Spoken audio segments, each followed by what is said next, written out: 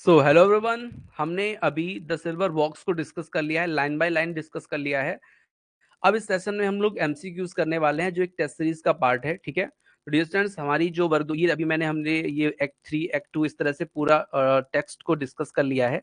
अब हम डिस्कस करने वाले हैं मल्टीपल चॉइस क्वेश्चंस के बारे में। ठीक है डियर स्टूडेंट्स, मैं आप लोग को बता दूं, ये एक टेस्ट सीरीज का पार्ट है और टेस्ट सीरीज में आपको मिलेगा क्या क्या, तो देखिए इस तरह की पीडीएफ्स मिलेंगी टॉपिक वाइज। ठीक है, सभी टॉपिक की इस तरह की पीडीएफ मिलेंगी जिसमें आपको एमसीक्यूज मिलेंगे। ठीक है, दूसरा आपको मिलेगा क्या, तो 20 यूनिट वाइज टेस्ट मिलेंगे ऑनलाइन। ठीक है, ऑनलाइन टेस्ट होते हैं ना मोबाइल में, जो आप सॉल्व करेंगे जैसे कंप्यूटर में करते हैं वैसे।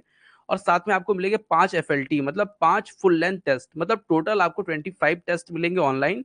और इस तरह के हर टॉपिक के क्या मिलेंगे आपको, एमसीक्यूज मिलेंगे। ठीक है, तो स्टार्ट करते हैं सेशन को डियर स्टूडेंट्स, और इसमें हम लोग डिस्कस करने वाले हैं क्वेश्चंस को। तो क्वेश्चन नंबर 1 है, act 3 of the silver box is written by. ठीक है, तो ये जो द सिल्वर बॉक्स है, इसको किसने रिटर्न किया है, किसने इसको लिखा है, तो आपको मैं बता दूं, इसको लिखा है जॉन गाल्सवर्दी ने। ठीक है, ये तो सभी को पता है। ठीक है, क्वेश्चन नंबर 2-3 की बात करते हैं।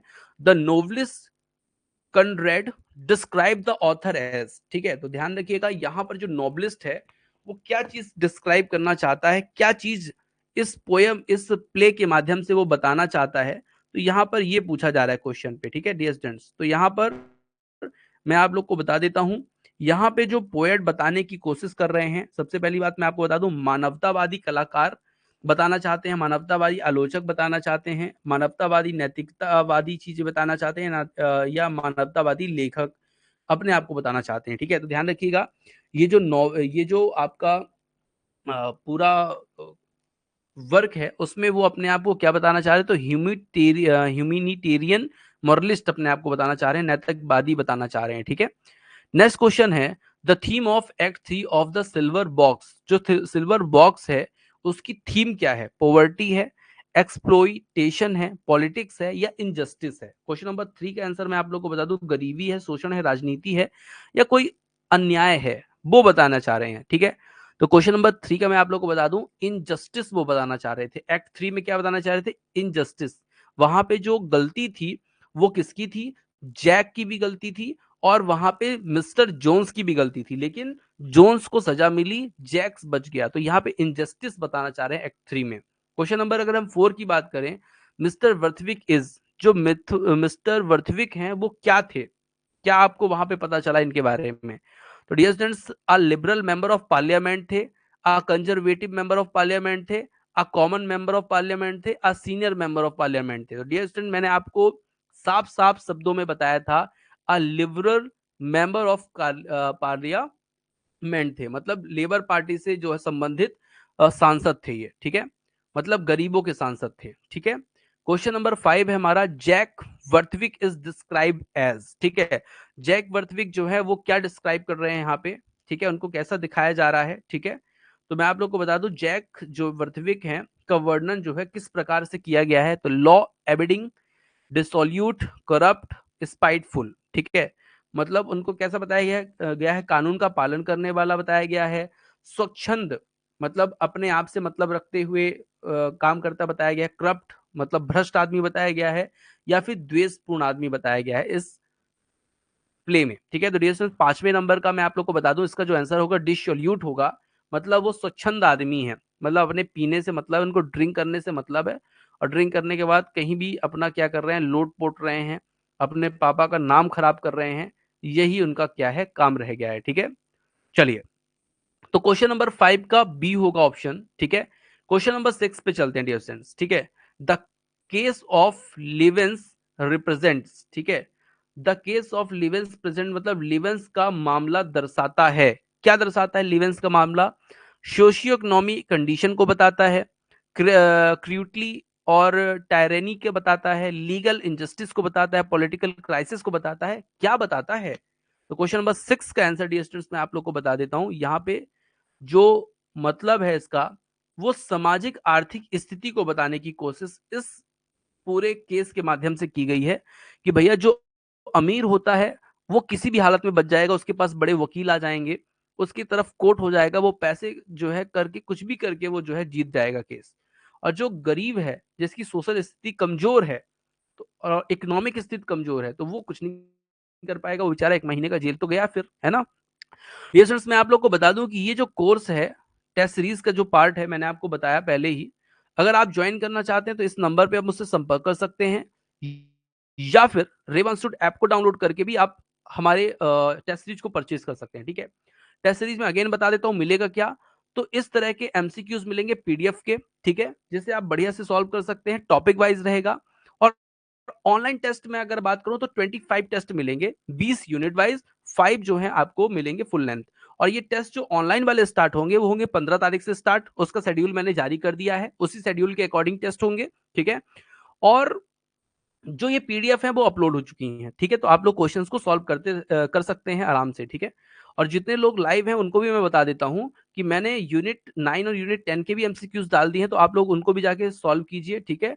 यूनिट 15, 16, 17, 18 के भी डल गए हैं पूरे एमसीक्यूज, तो आप उनको भी जाके सॉल्व कीजिए। यूनिट 20 के एमसीक्यूज डल गए हैं, उनको जाके सॉल्व कीजिए। इस तरह से पढ़ाई अपनी जारी रखिए, ठीक है डियर स्टूडेंट्स। आगे चलते हैं, क्योंकि मेरा जो काम है वो आपको क्या करना है, आपका सिलेक्शन कराना है, और इसके लिए मैं पूरा प्रयास कर रहा हूँ। बहुत सारे मैंने सोर्सों से क्या करता हूँ एमसीक्यूज आपको दे रहा हूँ, ठीक है, बहुत सारी बुक्स से निकाल निकाल के, ठीक है। चलिए आगे चलते हैं। क्वेश्चन है which of the following may not be inferred from the case of the Livens, ठीक है।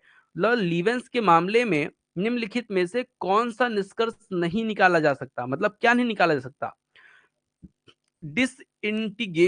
इंटीग्रेशन ऑफ फैमिली, मतलब परिवार का विघटन, ये, या फिर बेरोजगारी, बेघर होना, होमलेस होना, बेरोजगारी, या करप्शन, भ्रष्टाचार।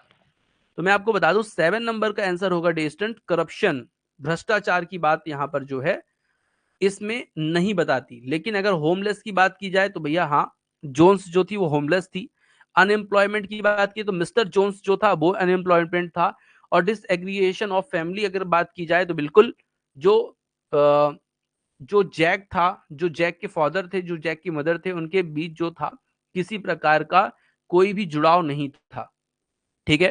क्वेश्चन नंबर 8 की बात करें, in the lesson act 3 of the silver box mister Roper was mister Barthwick's, ठीक है।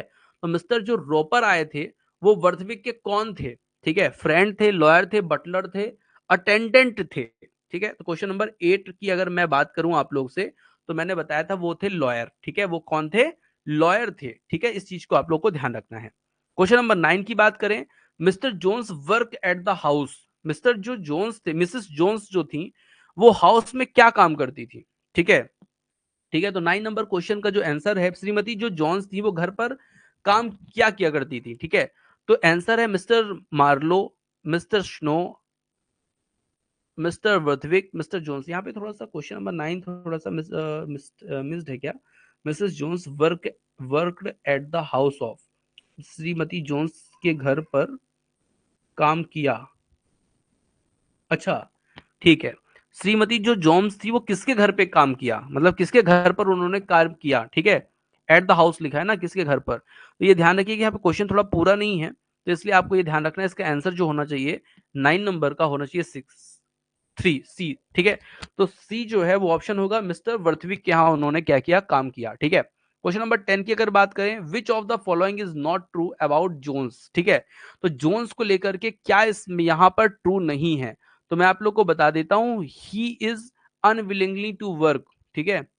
मिस्टर जोन के लिए क्या सही नहीं है, तो सबसे पहली बात जो मिस्टर जोन्स है वो एक क्या है, स्ट्रॉन्ग मैन है, ठीक है, मजबूत आदमी है। He is unable to find work, हाँ ये बात सही है, वो मतलब अनेबल है, काम को वो ढूंढ नहीं पा रहा वो अपने के लिए वर्क को। हिज हेल्थ इज डिट्रियोरेटिंग्स, ठीक है, उसकी जो हेल्थ है वो भी थोड़ी सी क्या है, मतलब बिगड़ रही है, ठीक है। लेकिन उसके लिए क्या नहीं बताया गया, तो भैया वो जो है काम करने का अनिच्छुक नहीं है, वो काम करने के लिए बिल्कुल तैयार है, उसको काम मिल नहीं रहा, वो ढूंढ भी रहा है काम। उसने चर्चा भी की है, अगर आपको ध्यान से हो, जब मैंने आपको पूरा प्ले पढ़ाया था तो वहां पे मैंने बताया भी था, ठीक है। चलिए तो आगे चलते हैं डिस्टेंस। क्वेश्चन नंबर 10 का आंसर बी होगा, ठीक है, सी नहीं होगा, बी होगा। He is unwilling to work, ठीक है। 11 नंबर पे चलते हैं, what is the function of the relieving officer, ठीक है। तो यहाँ पर जो रिलीविंग ऑफिसर है उसके लिए फंक्शन की बात की गई है, रिलीविंग ऑफिसर का कार्य क्या है, ठीक है। तो उसका कार्य क्या है, तो मैं आप लोग को बता देता हूं, उसका कार्य है to relieve stress among the poor. ठीक है, रिलीविंग ऑफिसर जो है वो क्या करता है, गरीबों के ऊपर से जो उसका स्ट्रेस है उसको हटाने का काम करता है, उसकी मदद करने का काम करता है रिलीविंग ऑफिसर। ठीक है, क्वेश्चन नंबर 12 की बात करें, what is the magistrate's ruling on the case of Livens girl. ठीक है, तो यहां पर जो लिवेंस लड़कियां के मामले में मजिस्ट्रेट्स का फैसला क्या था। ठीक है, तो क्या था उसका फैसला, they will be sent home with Livens, they will be sent to a new home, they will be sent to prison, they will be sent to the common lodging house. ठीक है, तो मैं आप लोग को बता दूं, क्वेश्चन नंबर 12 का आंसर जो है वो है they will be sent to a new home.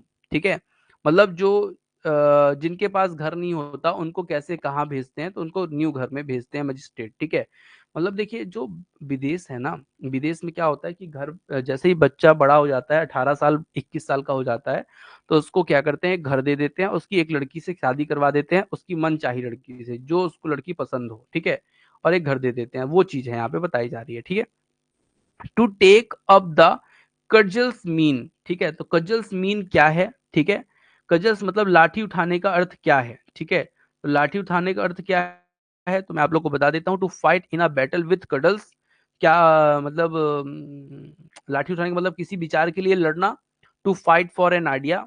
ठीक है, मतलब लाठी से युद्ध करना, मतलब ये to fight in a battle with cudgels मतलब लाठी से लड़ाई करना, युद्ध करना, या किसी विचारों की लड़ाई करना, to fight for one's right अपने अधिकारियों के लिए लड़ना, या to fight at the frontier मतलब सामने आकर के लड़ना। ठीक है, तो मैं आप लोग को बता दूं, क्वेश्चन नंबर अगर जो 13 है, तो 13 का आंसर होगा भैया B, to fight for an idea. ये विचारों की लड़ाई होती है, और यहाँ पे विचारों की लड़ाई दिखाई गई है कि एक जैक अमीर आदमी है, ठीक है, और एक जो है गरीब आदमी है जोन्स। तो जोन्स जो है उसकी बस गलती नहीं थी वहां पर, लेकिन फिर भी वो कहाँ गया, जेल गया। तो ये चीज है, विचारों की एक लड़ाई थी जो यहाँ पे दिखाने का प्रयास किया गया है। डियर स्टूडेंट्स, मैं आप लोग को बता देना चाहता हूँ, रेवा इंस्टीट्यूट ने माध्यमिक शिक्षक चयन परीक्षा की जो टेस्ट सीरीज है वो लॉन्च कर दी है।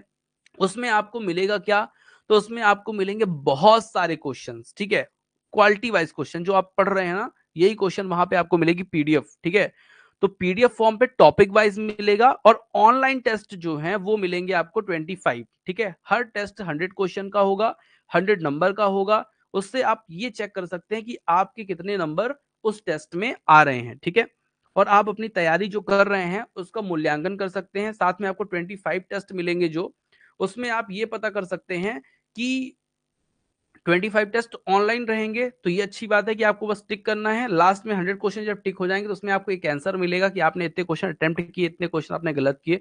देन आप उसकी जाके ओवरव्यू में चेक कर सकते हैं कि कौन से क्वेश्चन गलत है, कौन से क्वेश्चन सही है। ठीक है, इस तरह से आपको क्वेश्चन जो है सॉल्व करने में क्या मिलेगी, सहूलियत मिलेगी। ठीक है, और उसमें 5 एफएलटीज होंगी, मतलब फुल एंड टेस्ट, मतलब ग्रामर लिटरेचर मिक्स क्वेश्चन रहेंगे। उसको जब आप सॉल्व करेंगे तो आपको अंदर से कॉन्फिडेंस आएगा, और अगर आप ऐसे ही चले गए पेपर देने तो आपको कहीं ना कहीं एक ऐसी कमजोरी महसूस होगी कि भैया मैंने कुछ तो अधूरा है, कुछ तो किया नहीं है। देखिए रीजन क्या है, जब अपन तैयारी करते हैं तो सबसे पहले क्या करते हैं अपन लोग, पूरे टेस्ट को अच्छे से पढ़ते हैं, राइटर्स को पढ़ते हैं, देन उसके बाद उसके बारे में जो इंपॉर्टेंट फैक्ट्स हैं उसको देखते हैं, और यहीं पे अपनी पढ़ाई को बंद कर देते हैं। लेकिन ऐसे बहुत सारे फैक्ट्स हैं, बहुत सारे क्वेश्चंस हैं जो आपके एमसीक्यू से छूट जाते हैं, और कई बार तो ऐसे दो दो एमसीक्यूज, दो दो ऑप्शन जो है लगता है कि यही दोनों आंसर होंगे, तो उसमें से एक कैसे सेलेक्ट करें। तो ये जो मेंटेलिटी डेवलप होती है वो होती है टेस्ट सीरीज से, इसलिए टेस्ट सीरीज जो है ज्वाइन करना जरूरी होता है। ठीक है, सेशन को यहीं पे ऑफ करता हूं। अगर आप भी टेस्ट सीरीज लेना चाहते हैं, रेवा इंस्टीट्यूट के ऐप को डाउनलोड कीजिए, टेस्ट सीरीज को बाय कीजिए, और अपनी तैयारी को बहुत मजबूत कीजिए।